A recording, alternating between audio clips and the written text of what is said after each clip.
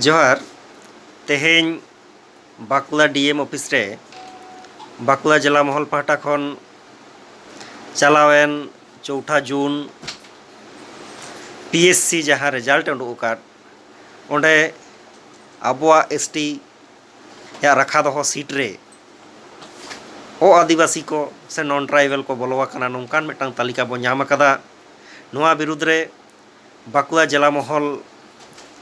PSC chairman ठेन एवं पश्चिम Bangla rain मुखिया मंत्री ठेन प्रतिबाद पत्र कोल अकादा जाते करे नोआ तालिका को बातिल मा एवं आबोरेन गिद्रे को आबोरेन बयहा बहिन को आकोआ हक आइदार को नाम मा नोआ लई हुईना सबाई के धन्यवाद जोहार पीएससीर लिखित परीक्षार तालिकाते जे ओ आदिवासीदेर अंतर्भुक्ति हयेछे तालिकाते तादेर बातिलेर दाबिते पीएससी चेयरमैन एवं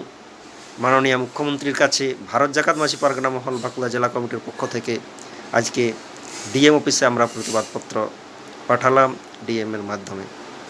जोहार।